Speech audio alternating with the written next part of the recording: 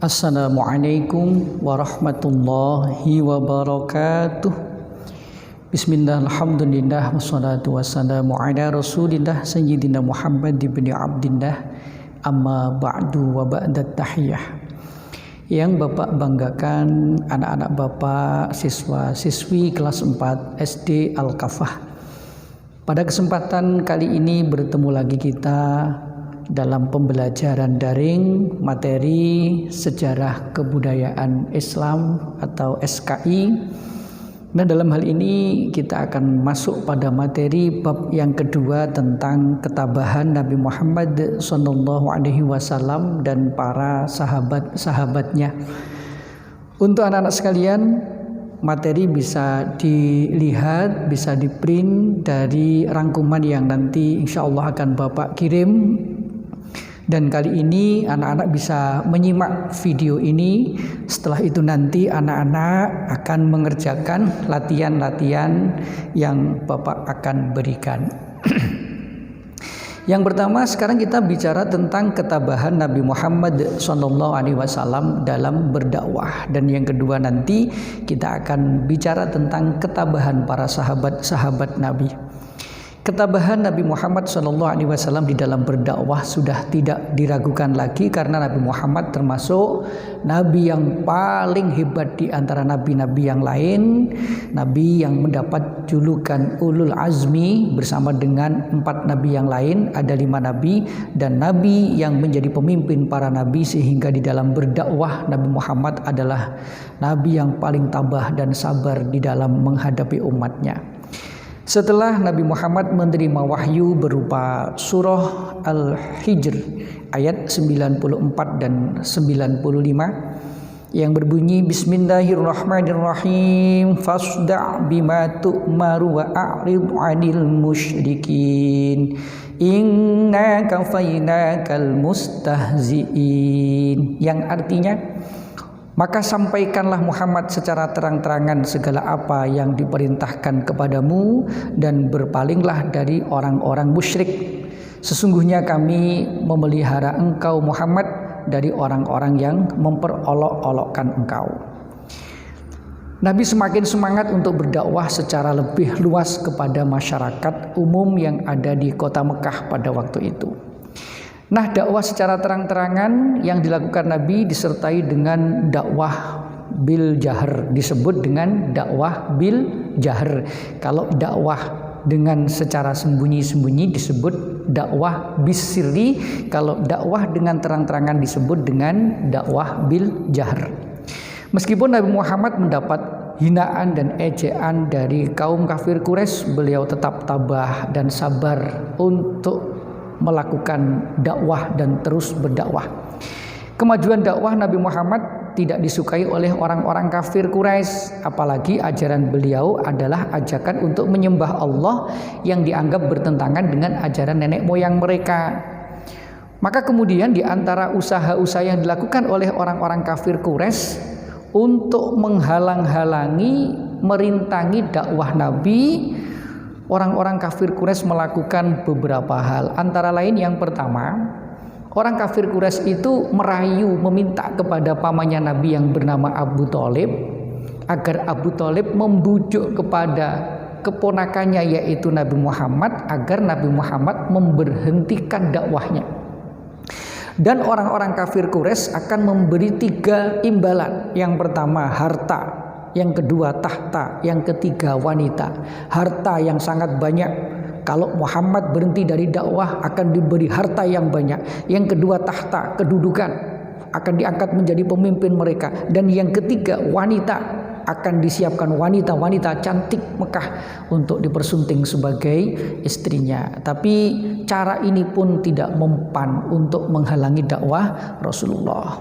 Kemudian yang berikutnya, orang-orang kafir Quraisy menghasut kaum kafir Quraisy agar menjauhi Nabi Muhammad dan keluarganya yang sudah mengajarkan Islam. Jadi menghasut, mengajak kepada orang-orang yang ada di sekeliling kota Mekah pada waktu itu agar menghindari dakwah yang disampaikan oleh baginda Nabi.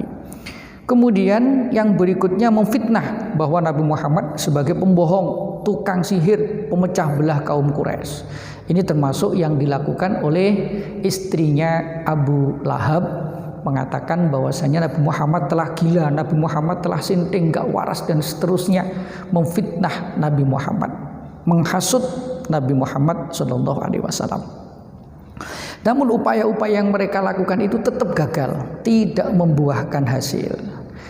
Nah, setelah gagal menghalangi dakwah Nabi dengan cara lemah lembut, kaum kafir Quraisy beralih menggunakan cara kekerasan.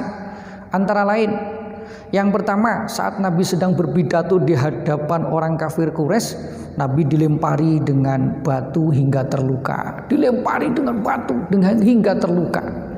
Yang kedua, saat Nabi hendak sholat dilempari dengan kotoran onta sehingga harus kembali ke rumah untuk ganti baju. Berangkat ke masjid, di tengah jalan dihadang oleh orang kafir, dilempari dengan kotoran onta. Padahal kotoran onta itu najis, tapi Nabi tetap sabar dan tabah. Beliau pulang, ganti baju, berangkat lagi ke masjid.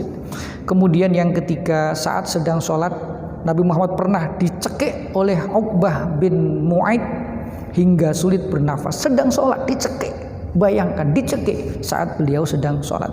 Kemudian yang keempat, pada suatu hari beberapa pemuka kafir Quraisy, yang termasuk dalam hal ini adalah Al-Walid bin Mughirah, Aswad bin Abdul Muthalib, dan Umayyah bin Khalaf, menghadap Nabi agar Nabi bersama pengikutnya mengikuti kepercayaan mereka. Dan mereka pun berjanji akan mengikuti ajaran Islam. Jadi giliran, seminggu orang kafir ngikut ajarannya Nabi Muhammad dan umat Islam, seminggu berikutnya Nabi Muhammad dan pengikutnya harus mengikuti ajaran orang kafir. Nah, ini pun ditolak oleh Nabi Muhammad, dan sehingga Allah turunkan surah Al-Kafirun yang intinya dalam urusan agama tidak boleh mencampur adukkan satu agama dengan agama yang lain. Dalam surah Al-Kafirun ayat 1 sampai ayat 6 itu menegaskan tidak boleh terjadi pencampur adukan dalam urusan agama. Lakum dinukum waliyadin, agamamu ya agamamu, agamaku ya agamaku. Nah, ini ketabahan yang dilakukan oleh Nabi Muhammad, begitu tabah dan sabar dalam menghadapi ujian dan cobaan dalam berdakwah. Kemudian sekarang ketabahan para sahabat Nabi Muhammad dalam berdakwah. Ada beberapa sahabat yang mendapatkan ujian dan cobaan ketika berdakwah. Yang pertama Bilal bin Rabah. Bilal ini adalah berasal dari Habsyi, daerah orang kulit hitam, badannya kurus, tinggi dan berambut tebal. Ini Bilal. Bilal ini seorang budak dari Bani Jumah yang ada di Mekah. Ibunya Bilal bernama Hamamah. Majikannya Bilal ini bernama Umayyah bin Khalaf. Yang tadi Bapak ceritakan, Umayyah bin Khalaf bersama dengan orang-orang kafir Mekah menjumpai Nabi untuk menawarkan giliran ibadah tadi. Umayyah bin Khalaf ini majikannya Bilal, tapi orang yang sangat kejam. Sehingga begitu tahu Umayyah bin Khalaf ini tahu bahwasanya Bilal telah mengikuti ajaran Nabi Muhammad, akhirnya Bilal disiksa, dipukuli, dicambuk, dilepas bajunya, dicambuk, dipukuli, diikat, bahkan diseret di padang pasir yang sangat panas. Kemudian di bawah terik matahari yang sangat panas, tidak pakai baju, badannya udah penuh dengan luka di pasir yang sangat panas, ditindih dadanya ini dengan batu yang sangat berat, sehingga waktu itu Bilal susah bernafas. Beliau cuma mampu mengucapkan kata-kata ahad, ahad, ahad, yang artinya Allah Maha Esa, Allah Maha Esa, Allah Maha Esa. Akhirnya Abu Bakar lewat, melihat penyiksaan yang seperti itu. Kemudian Abu Bakar tidak tega. Kemudian Abu Bakar bernegosiasi dengan Umayyah bin Khalaf, mau dijual berapa budak ini, karena status Bilal menjadi budak. Akhirnya dibeli oleh Abu Bakar. Setelah dibeli dimerdekakan, dan kemudian Bilal diangkat sebagai muadzin Rasulullah, tukang adzannya Rasulullah. Sampai Rasulullah wafat, tukang adzannya adalah Bilal bin Rabah. Ini tabah dalam menghadapi ujian. Yang kedua, keteguhan hati keluarga Sumayyah, Sumayyah binti Khayyat. Ini seorang budak perempuan, punya suami namanya Yasir bin Amir, dan kemudian punya dua orang anak. Yang pertama Ammar bin Yasir, yang kedua anaknya bernama Abdullah.